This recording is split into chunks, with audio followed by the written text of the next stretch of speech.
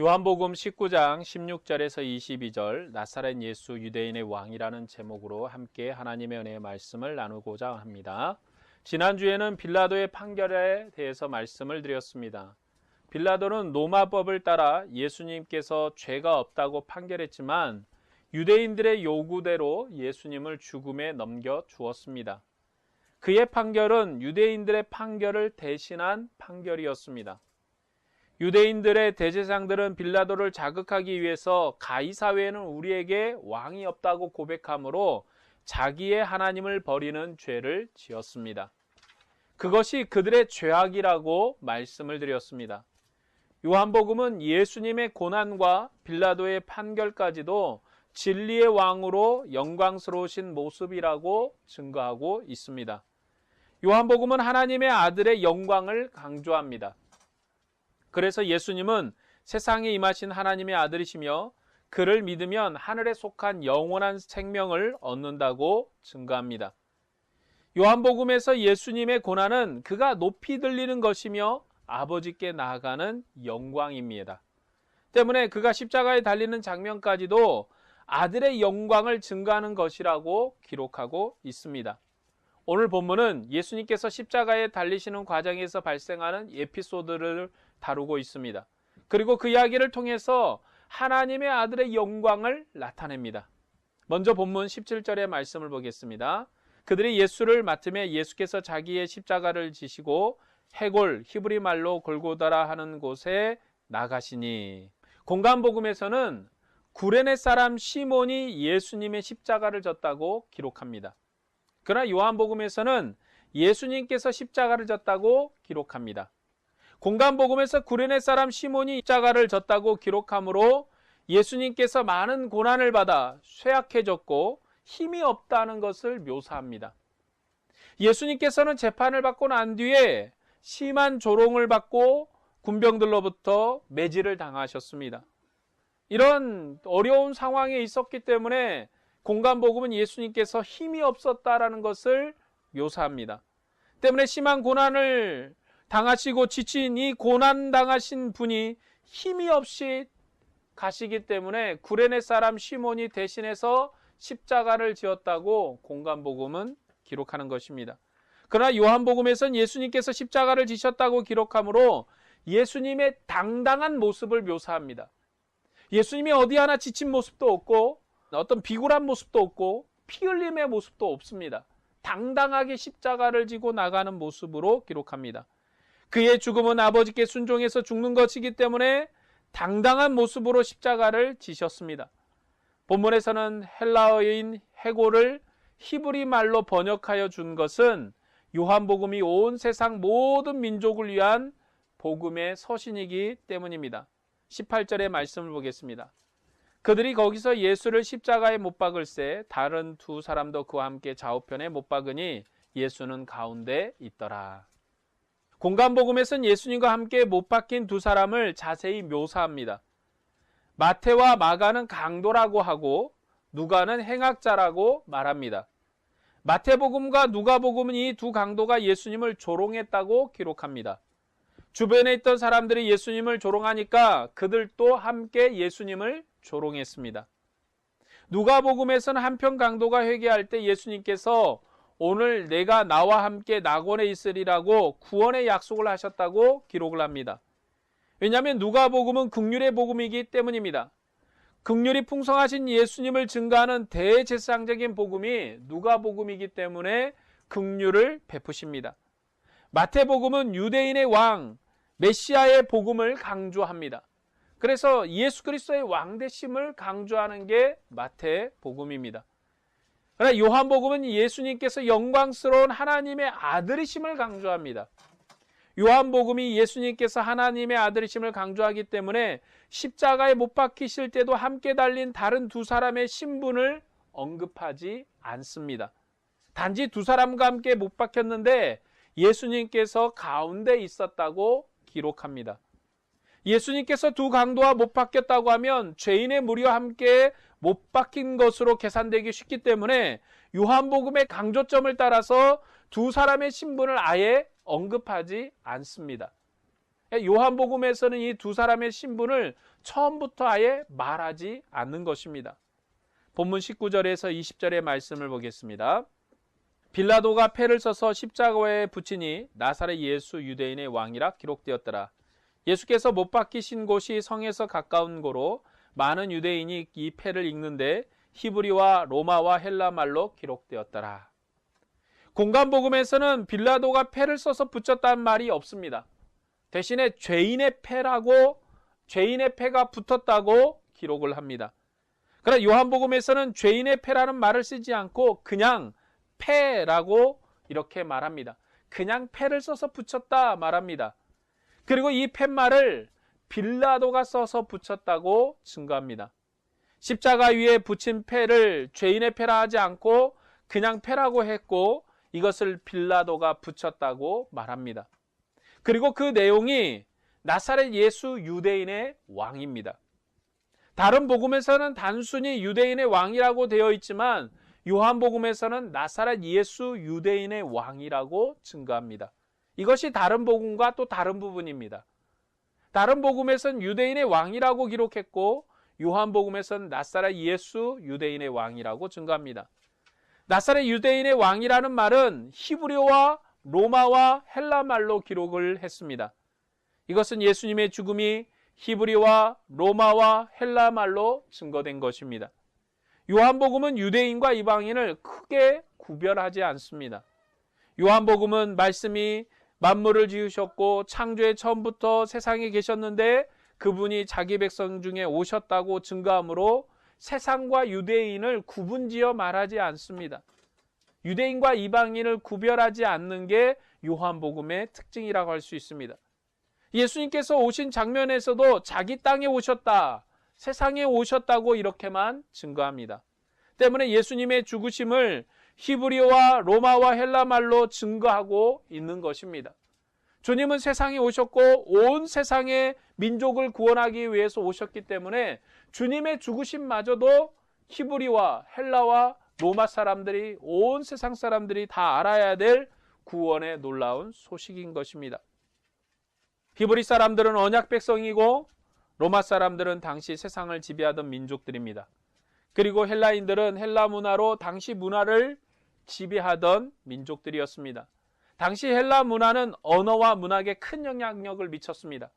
그래서 구약 성경의 최초 번역이라고 할 수 있는 70인 성경이 헬라어로 번역이 되었습니다.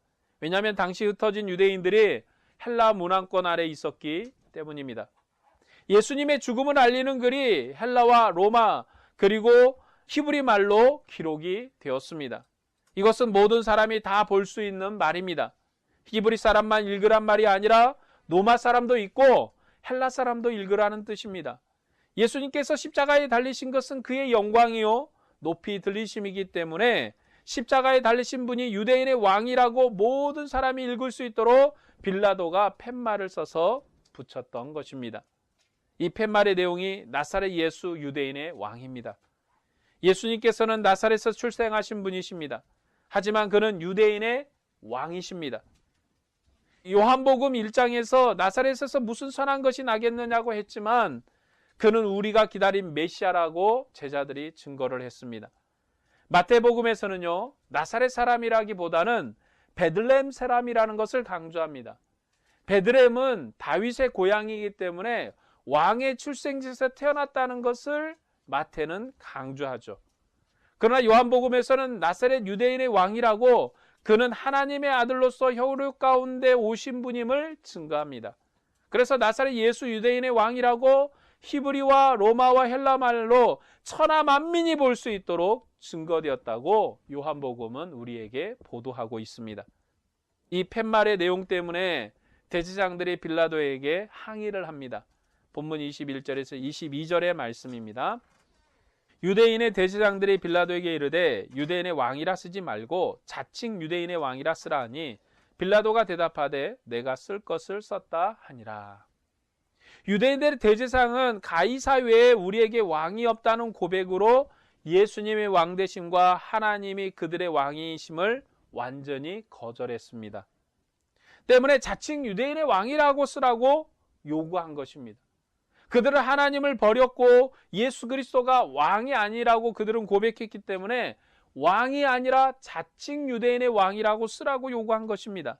이에 빌라도는 내가 쓸 것을 썼다고 그들의 요구를 거절합니다. 이런 구조는 이전에 가야바가 한 말과 연관이 있습니다. 가야바는 한 사람이 죽어서 온 민족이 구원을 받을 수 있다고 예수님의 죽음을 지목했습니다. 그리고 이런 가야바의 말은 그가 그의 대제사장으로서 한 말이라고 요한복음은 증거합니다. 그는 공적인 직무자인 대제사장으로서 예수님을 유월절 양으로 지목했고 그의 죽음으로 유대 민족이 구원을 받을 것을 예언적으로 선언을 했습니다. 그가 예수님을 미워해서 그런 말을 했지만 그가 그의 대제사장이기 때문에 그런 예언적인 선언을 했다고 요한복음은 말합니다. 가야바가 그의 대제사장으로 하나님의 입이 되어 예수님의 죽음을 말한 것처럼 빌라도는 온 세상 임금으로서, 온 세상 왕으로서 자신이 해야 할 일을 했다고 그렇게 말합니다. 당시 온 세상은 로마가 통치했는데 빌라도는 로마 총독으로서 유대 땅을 통치했던 사람입니다. 빌라도는 로마 조건을 대신했기 때문에 그는 온 세상의 왕이었습니다. 예수님께서는 이 왕 앞에 자기 나라를 증거했습니다. 자신의 나라는 이 세상에 속한 나라가 아니고 내 나라는 이 세상에 속했다면 내 부하들이 유대인들에게서 나를 건져냈을 것이라고 말씀했습니다. 내 나라는 진리에 속한 나라이고 나는 이 진리를 위해서 세상에 왔다고 빌라도에게 분명히 증거했습니다. 때문에 빌라도는 자기 직무를 따라 예수님은 죄가 없다고 판단을 했습니다. 예수님의 왕국은 이 세상의 질서를 바꾸기 위한 나라가 아니었습니다. 이 세상에 속한 나라는 이 세상의 권력의 틀을 변경시켜서 평화를 가져옵니다. 이 세상의 나라는 기존의 권력을 무너뜨림으로 새로운 나라를 세웁니다. 이 세상의 나라는 기존의 권세자들을 무시하고 그들을 죽임으로 새로운 권세에 있는 나라를 세울 것입니다. 때문에 빌라도는 그는 무죄하다고 판단한 것입니다. 예수님께서 세우신 나라는 이 세상에 속한 나라가 아니라 위에 속한 나라이기 때문에 빌라도가 보기에 그의 나라는 세상 권력에 도전하는 나라가 아니었습니다. 그의 나라는 권력을 바꾸려는 그런 나라가 아니었기 때문에 그는 무죄하다고 증거했던 것입니다. 그러나 그는 유대인들의 요구대로 예수님을 십자가에 넘겨 주었습니다. 하지만 그는 마지막까지도 자기의 직무를 수행했습니다. 그는 세상 왕권을 가지고 예수가 유대인의 왕이라고 증거했습니다. 만일 예수님께서 로마 정권에 도전한 왕이었다면 빌라도는 자칭 유대인의 왕이라고, 자칭 왕이라고 기록을 했을 것입니다. 빌라도는 공적인 직무자로서 자기가 쓸 것을 썼다고 대제사장의 요구를 거절했습니다. 이 내용을 통해서 요한복음은 예수님께서 십자가에 영광스럽게 들리셨다라고 증거합니다. 빌라도는 예수님께서 세우신 나라가 이 세상에 속한 나라가 아님을 그의 무죄 판결을 통해서 증거했습니다.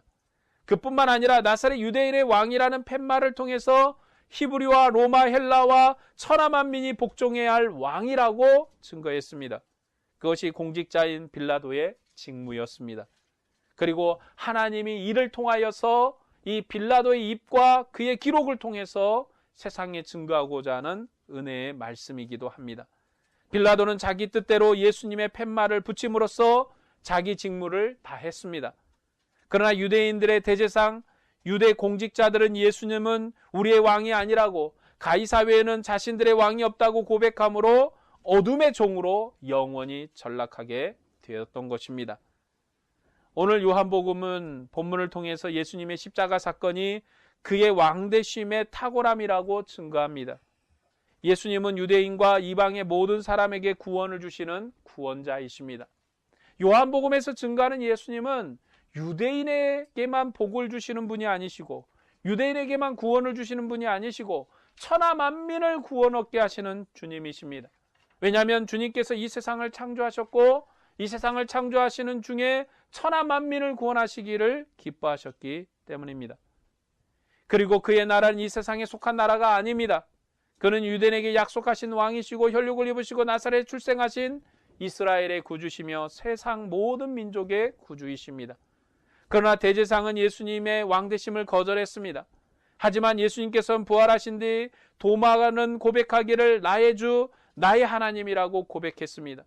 그리고 이 고백처럼 이스라엘의 주로 하나님으로 믿어 천하 만민으로 구원을 얻게 하려고 요한복음을 기록한 것입니다. 요한복음에 증거하신 예수님의 죽음은 아버지께 가시는 영광입니다. 그의 죽음은 높이 들리는 것입니다. 그래서 이 요한복음은 예수님의 십자가에 달리는 장면까지도 그의 영광이라고 증거합니다. 예수님은 우리와 같은 혈육을 입으시고 세상에 거하시는 분이십니다. 그는 나사렛에서 출생했으며 십자가에서 죽으셨습니다. 그는 육체 가운데서 나타나신 하나님의 아들이십니다. 십자가에 높이 들린 주님은 죽은 자 가운데서 살아나셔서 보좌 우편에 앉으심으로 모든 사람에게 믿을 만한 확실한 증거를 주셨습니다. 하나님 보좌 우편에 취임하신 주님은 하나님의 아들, 우리의 왕이십니다. 오늘 말씀을 정리하고 적용하고자 합니다. 예수님 당시의 유대인과 모든 이방인들은 혈육을 입으시고 세상에 오신 주님을 통해서 하나님의 영광의 빛을 보았습니다. 비록 주님이 죄인으로 십자가에 못 박힐 때에도 주님은 빌라도의 입을 빌려서 그가 이스라엘의 구원자요 천하 만민의 구주라는 것을 증거하셨습니다. 그러나 이 영광은 육체 가운데 사는 영광이어서 십자가에 달린 영광입니다. 그러나 그는 죽음에 이르도록 자기 생명을 버리심으로 생명을 얻으셨습니다. 주님께서는 자기 백성에게 더 많은 생명을 주시려고 자기 몸을 들이시고 영원한 생명의 구주로 부활하셔서 자기 제자들에게 생명의 성령을 선물해 주셨습니다. 이제 우리들은 십자가를 지신 주님을 통해서 하나님의 영광을 보지 않습니다. 하나님께서 십자가에 못 박혀 죽은 예수님을 죽은 자 가운데 살리셔서 주와 그리스도가 되게 하셨습니다. 때문에 오늘 교회가 보고 있는 하나님의 영광은 십자가에 달리신 분의 영광이 아니라 부활의 영광입니다. 우리 안에 계신 주님은 아버지께로 가셔서 창세전에 아버지와 함께 하신 영광의 빛으로 우리 중에 임하신 분이십니다. 육체 가운데 나타난 연약한 영광이 아니라 창세전에 아버지와 함께 하셨던 그 영광의 영으로 우리 안에 계십니다. 아버지와 아들이 하나인 것처럼 우리도 아버지 안에서 하나를 이룰 수 있도록 영광스럽게 하셨습니다. 이런 증거를 받은 우리들은 큰 은혜를 얻은 새 백성들입니다. 우리들은 유대인을 통해서 비추는 빛을 받지 못한 이방의 먼 땅에 살았던 민족들이었습니다. 하지만 오늘 우리에게까지 이 영광의 빛이 비추어서 나사렛 예수 유대인의 왕이 우리의 구주라고 고백할 수 있는 참 생명의 빛을 얻었습니다. 때문에 우리들도 이 예수를 증거해서 복음의 전도자의 직무를 수행해야 될 것입니다. 하나님께서 그의 아들을 세상에 보내셨고 아들은 죽음을 이기고 부활하셔서 제자들에게 성령을 주시고 그들을 세상에 보냈습니다. 제자들은 그리스도의 복음을 세상에 증거해서 교회를 세웠습니다. 그리고 주님 오실 때까지 그리스도의 복음을 증거하도록 교회를 세상에 남겨두셨습니다. 주님은 자기의 영광의 영으로 성령으로 역사하셔서 세상으로 우리와 같은 구원을 받을 수 있도록 그렇게 하셨습니다. 그는 자기 영광의 영으로 자기 백성을 구원하실 것입니다. 주님의 복음은 세상 끝날에 주신 마지막 구원의 복음입니다. 이런 영광의 증거를 받고도 예수님을 거절하면 다시는 구원을 줄 다른 구원자가 없다는 사실을 명심해야 합니다. 우리 주님을 세상이 믿도록 우리가 주님의 복음을 증거해야 합니다. 유대인들의 대제사장들이 예수는 왕이 아니라고 가이사 외에는 우리의 왕이 없다고 주님을 버렸습니다. 하지만 부활하신 뒤에 사도들의 증거를 통해서 허다한 제사장의 무리들도 복음 안에 들어왔습니다. 하늘의 영광의 영이 제자들에게 임했기 때문에 허다한 제사장의 무리들도 주님의 복음의 도에 복종했던 것입니다. 우리가 복음을 증거하면 성령이 우리 안에서 역사할 것입니다. 우리의 복음을 들은 무리 안에 역사할 것입니다. 그들에게 믿을 만한 믿음의 증거를 주실 것입니다. 부활하신 주님은 영광의 영으로 우리 안에 계십니다. 오늘 이 시대는 주님께서 땅에 계실 때처럼 연약한 모습으로 우리와 함께 하지 않습니다. 그는 생명의 성령으로 우리 안에 계시면서 자기의 증거를 하십니다. 우리가 이러한 확실한 증거를 받고도 가이사 외에는 우리에게 왕이 없다고 세상의 왕을 따르면 생명의 주가 되시는 예수님을 거절하는 것입니다. 먹고 마심을 우리의 신으로 삼고 살아간다면 그것은 주님을 거절하는 것입니다. 우리가 예수님을 거절하면 다시는 속죄할 죄사가 없습니다. 우리는 이 사실을 주의 깊게 생각해야 합니다. 십자가에 달리신 그분이 우리의 참 구원자이십니다. 그냥 우리의 구원자가 아니라 우리에게 생명을 주시고 더 주시기 위해서 자기 몸을 들이심으로 죽음의 질서를 끝내신 분이십니다. 주님은 무덤의 문을 여셨습니다. 만물을 창조하신 주님께서 죽음으로부터 일어나셨습니다. 그가 죽음을 이기고 부활하셨기 때문에 생명의 성령을 우리에게 부으심으로 우리를 하늘에 속한 장자로, 하늘에 속한 새 백성으로 지으셨습니다. 예수님이 우리의 영원한 왕이십니다. 죽었다가 다시 사신 주님이 하늘 보좌 우편에 높이 들리신 분이십니다. 그는 만민을 구원하신 하나님이십니다. 우리는 이 주님을 세상 끝날까지 증거해야 합니다. 세상이 우리의 왕에게 무릎을 꿇고 경배하기까지 영광의 왕을 증거해야 합니다. 영광의 왕이신 주님께서 우리들을 그의 백성 삼으시고 세상에 파송하신 그 사명을 감당해야 합니다. 이 세상에서 비록 우리가 연약해 보이지만 우리들은 결코 연약하지 않습니다. 그리스도의 성령이 우리와 함께하기 때문에 우리는 세상에 대해서 담대한 자들입니다. 우리들은 복음 전도자의 사명을 충분히 감당할 수 있습니다. 주의 영이 우리와 함께하기 때문에 우리는 이 사명을, 주님이 우리에게 맡기신 일들을 충분히 감당할 수 있는 것입니다. 우리가 이 그리스도를 대면할 그때까지 주님의 소망의 복음을 전하기를 원합니다. 우리가 주님의 얼굴을 대면할 그때를 소망하면서 그리스도의 복음 전도자의 사명을 감당하기를 주의 이름으로 축복합니다. 기도하겠습니다.